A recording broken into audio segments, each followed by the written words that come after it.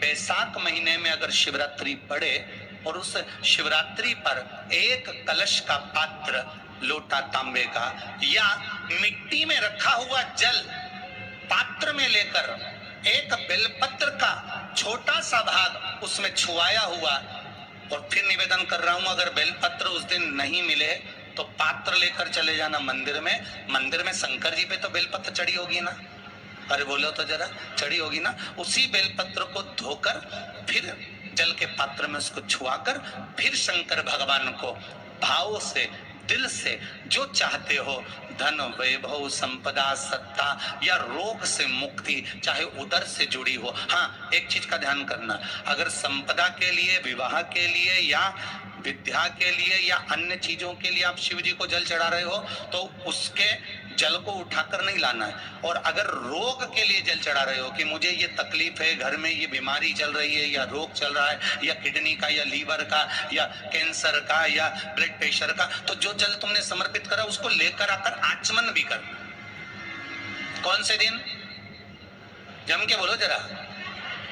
शिवरात्रि शंकर कह रहे हैं, माँ उमा से, माँ पार्वती से मेरा महेश कह रहा है, मेरा बाबा भोलेनाथ, मेरा बाबा विश्वनाथ, मेरा त्रिकालदर्शी कैलाशी अविनाशी कह रहा है कि हे पार्वती,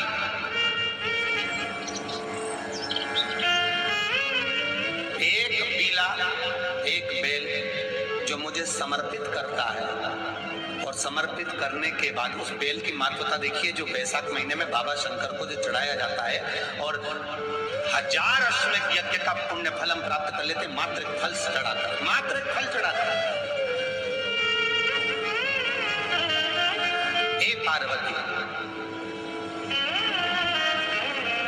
संसार का मनुष्य जब मुझे वो बेलपत्र समर्पित कर, वो बेल का फल समर्पित करता है, पार्वती वो फल जो मुझे चढ़ता है, फिर मैं भले नर्मदा के जल से निकला हुआ कंकर शंकर क्यों ना हूं, फिर चाहे मैं गंगा के जल से निकला हुआ कंकर शंकर क्यों ना हूं, चाहे फिर मैं यमुना के जल से निकला हुआ कंकर शंकर क्यों ना हूं, चाहे मैं सरयू के जल से निकला हुआ कंकर शंकर क्यों ना हूं, चाहे मंदाकिनी के जल से निकला हुआ कंकर शंकर क्यों ना हूं, हे पार्वती, फिर जो भी शिवलिंग पर वो बेल समर्पित होता है, वो बेल उठाकर जीवन अपने कार्य में ले सकता है। ये माँ उमा से कर, तो उस बेल की महत्वता जानेंगे। अब अपन उस बेल को जानने के लिए वापिस स्कंद पुराण में चले, तो स्कंद पुराण में लिखा हुआ है कि जो बेल बैसाख के महीने में शंकर को चढ़ाया जाता है, वो बेल का फल उठाकर रख लिया जाता है।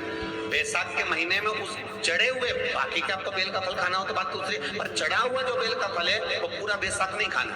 बैसाख के बाद में अगला जो महीना आए, उस महीने के अंदर उस फल के अंदर का गुर्दा निकालकर उसको सुखा लीजिए, और सुखाकर जिस व्यक्ति को पथरी की बीमारी हो और जिस व्यक्ति को पेट में बहुत भोजन पचता ही नहीं है, पूरा शरीर पाचन क्रिया बेकार हो गई, उस व्यक्ति को केवल 7 दिन तक शंकर पर चढ़ा हुआ वो बेलपत्र प्रदान कर दीजिए, पथरी भी बाहर और पाचन क्रिया भी ठीक, जिंदगी भर तकलीफ नहीं।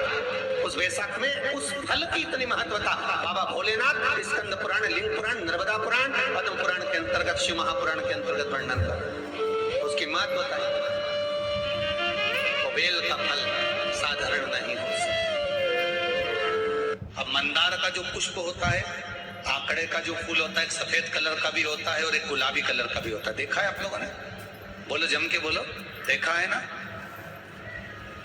गुलाबी कलर का जो पुष्प होता है वो आप मंदार का, आंकड़े का जो गुलाबी कलर का पुष्प होता है, आप टीवी पे देख रहे होंगे, एक सफेद देख रहे होंगे, एक मंदार का गुलाबी फूल, नीला कलर का फूल देख रहे होंगे।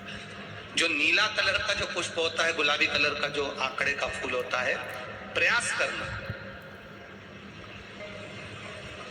जब किसी विषम परिस्थिति में फंस गए, विषम परिस्थिति, जब आपको लग रहा है कि मुझे बहुत भय लग रहा है, कुछ बुरा होने वाला, आपको लग रहा है आज मेरी उल्टी आंख बहुत फड़क रही है, कुछ गड़बड़ होने वाला है, आपको लग रहा है मेरी सीधी आंख फड़क रही, कुछ गड़बड़ होने वाला है, तब केवल वो नीला जो गुलाबी पुष्प है मंदार का, उसको कहीं से लाकर शिवालय में अशोक सुंदरी वाली जगह पर स्पर्श कर कर शिवलिंग पर आप चढ़ा दीजिए।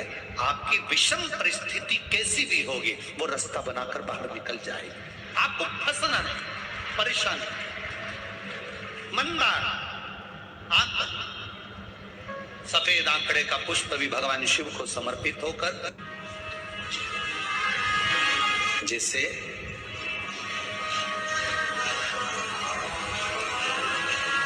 बेले के फल का गुर्दा, बेल का जो फल होता है, बेलपत्री का फल, उसका जैसे बेल का गुर्दा,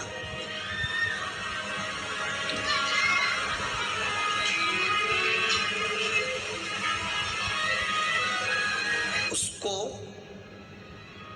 अग्नि में जलाकर उसकी भस्म तैयार कर कर छान कर जब जब आपके यहाँ विद्वान ब्राह्मण शिव जी का अभिषेक कराते हैं, पूजन कराते हैं, तो उसमें लिखते हैं पूजन के साहित्य में बेलपत्री, धतूरा, दुर्वा, ये उसमें नीचे लिखेंगे भस्म। लिखते कि नहीं लिखते? लिखते हैं ना, भस्म अभिषेक में चाहिए रहते। तब उस भस्म का थोड़ा सा भी भाग आप अगर शिव को समर्पित कर रहे हो तो ये जान लें कि शंकर मनवांछित फल प्रदान कर रहे हैं, शिव फल प्रदान कर रहे हैं। श्री शिवाय नमस्तुभ्यम। गुरुजी के बताए हुए बहुत ही अच्छे से आसान उपाय को अवश्य करिएगा। वीडियो को लाइक करिएगा, चैनल को सब्सक्राइब करके कमेंट में हर हर महादेव अवश्य लिखिएगा। ओम नमः शिवाय। श्री शिवाय नमस्तुभ्यम।